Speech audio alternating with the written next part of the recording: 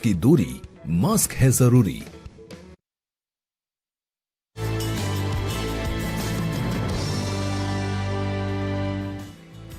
आपका स्वागत है और बात हम यहाँ पर डिजिटल गोल्ड की कर रहे हैं। रनिशा, आपसे जानना चाहेंगे कि 3% जीएसटी जो यहाँ पर लगता है उसकी बात तो हमने की, लेकिन अगर कोई डिजिटल गोल्ड खरीदता है तो कितने लंबे समय तक वो इसे होल्ड कर सकते हैं और बाकी क्या कुछ कॉस्ट यहाँ पर इन्वॉल्व हैं? मनीषा, इसमें जो डिजिटल गोल्ड की बाइंग एंड सेलिंग प्राइस जो होती है, जो बिड आस्क स्प्रेड कहते हैं जिसे, उसी में सारे के सारे कॉस्ट इंक्लूडेड होते हैं। स्टोरेज कॉस्ट, इंश्योरेंस कॉस्ट, आपके सारे के सारे कॉस्ट उसी में इंक्लूडेड होते हैं जो आपको लाइव कोड दिखता है। And Augmont claims that we claim that we have the lowest cost on digital gold.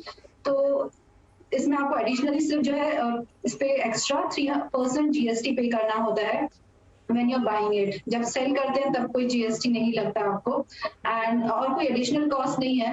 अगर आप टैक्सेस की बात करें तो डिजिटल गोल्ड एक नॉर्मल गोल्ड, फिजिकल गोल्ड या फिर ईटीएफ की जो टैक्सेशन होता है उसी के हिसाब से कंसिडर किया जाता है। शॉर्ट टर्म में आपको ये कंसिडर आपके नॉमिनल जो इनकम टैक्स स्लैब है उसी में कंसिडर होता है, उसी के हिसाब से आपको टैक्स लगती है। एंड आफ्टर 3 इयर्स अगर आप इसको अप टू 3 इयर्स अगर आप इसे होल्ड करते हैं तो long term capital gain tax लगता है, that is 20%, and after considering the indexation. और आपको कोई इसी में कॉस्ट नहीं है या फिर टैक्सेस नहीं लगते। एंड जो पीरियड जो आप पूछ रहे हैं वो 5 इयर्स तक होल्ड कर सकते हैं as per current regulations. We don't have a regulator in this market, तो as per current situation 5 years तक आप डिजिटल गोल्ड को होल्ड कर सकते हैं। उसके बाद आप उसको रिडीम कर सकते हैं इनटू ज्वेलरी, बार, पॉइंट्स, आपको जिसमें भी करना हो, या फिर उसके आप कैश सेटलमेंट भी कर सकते हैं। तो ये करंट सिचुएशन है। Point taken.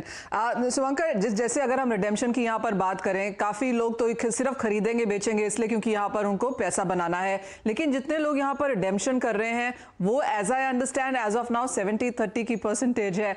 ये नंबर आप कैसे देखते हैं और आगे जाके किस तरह से ये बाजार इवॉल्व हो सकता है? I feel that over a period of time 80% लोग यूज करेंगे for an end use purpose और 20% लोग बेचेंगे, क्योंकि आज कोई भी नहीं चाहेगा कि अपना घर का सोना बेच दे unless there is a crisis. ये एक लॉन्ग टर्म सेविंग्स प्लान जैसा होना है।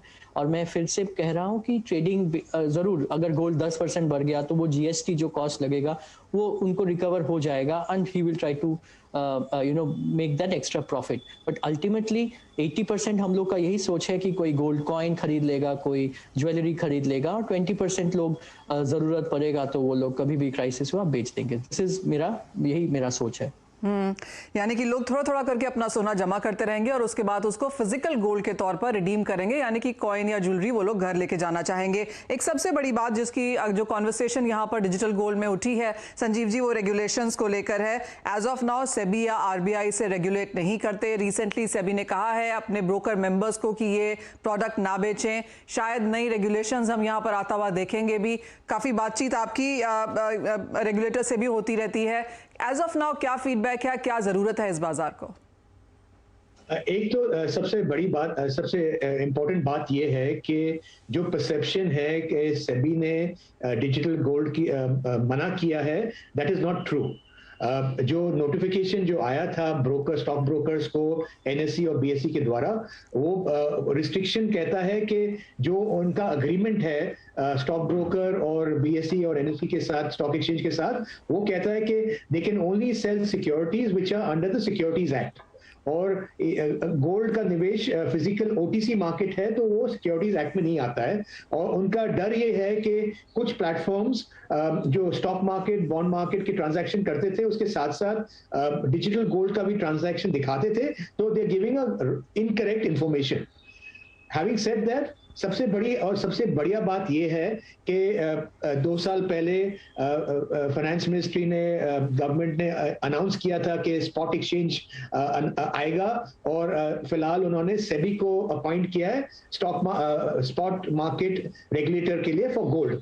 And very recently in the GIFT City, spot exchange आ ही रहा है, साथ साथ डोमेस्टिक मार्केट में भी स्पॉट एक्सचेंज का काम काफी समय से चालू है। आपको भी पता है 3-4 साल से इसके पीछे बात चल ही रही है, वो भी कुछ महीने में तैयार हो जाना चाहिए। और जो गवर्नमेंट की सोच ये है कि जो डिजिटल गोल्ड ट्रांजैक्शन जो एक्सचेंज के ऊपर होगा, वो जो कहते हैं कि EGR इलेक्ट्रॉनिक गोल्ड रिसीट के द्वारा होगा, और ये भी सिक्योरिटीज एक्ट में आएगा। सो वेरी क्लियरली जो डायरेक्शन गवर्नमेंट का है, ये आज नहीं, ये पिछले 5-6 साल से रहा है। गवर्नमेंट का ओपिनियन और सोच ये रहा है, they want to financialise the gold sector, they want to make sure that the entire banking, the financial sector in gold, the savings in gold is fully protected and fully transparent. और इसके साथ साथ उन्होंने कई changes लाए हैं, sovereign gold bond launch किया है, गोल्ड मॉनेटाइजिंग स्कीम को इम्प्रूव किया है, और ये स्पॉट एक्सचेंज भी लाने वाले हैं। टिल सच टाइम के ये स्पॉट एक्सचेंज नहीं आ रहा है, ये जो हम डिजिटल गोल्ड प्लेटफॉर्म्स ऑफर कर रहे हैं, हम अपनी तरफ से देखते हैं कि जो भी रेगुलेशन लागू होगा या जो भी रेगुलेशंस के प्रिंसिपल्स हैं, उसको 200% फॉलो करें। सबसे बड़ी बात ये है कि जब हर एक कस्टमर सोना खरीदता है, every purchase, every rupee of purchase वो फिजिकल गोल्ड के अगेंस्ट बैक्ड होता है। हमारे द्वारा स्मार्ट गोल्ड में हर एक गोल्ड परचेज के अगेंस्ट हम फिजिकल गोल्ड खरीदते हैं, और ये जो गोल्ड खरीदते हैं उसका जो क्वालिटी है 995 quality of the BIS regulation of India good delivery या LBMA डिलीवरी का होता है। तो जो इंटरनेशनल स्टैंडर्ड्स या इंडिया गोल्ड स्टैंडर्ड के गोल्ड क्वालिटी है, उसी को खरीदते हैं कस्टमर के बिहाफ में। दूसरी सबसे अहम बात है कि हर एक जो परचेज करता है कस्टमर, हम physical digital GST paid receipt issue करते हैं द्वारा स्मार्ट गोल्ड की तरफ से। GST पेड रिसीट करते हैं, जहां पे हर एक ट्रांजैक्शन का डिटेल पूरा ट्रांसपेरेंटली कस्टमर के पास है, वो कभी उसका डिमांड कर सकता है उसके अगेंस्ट।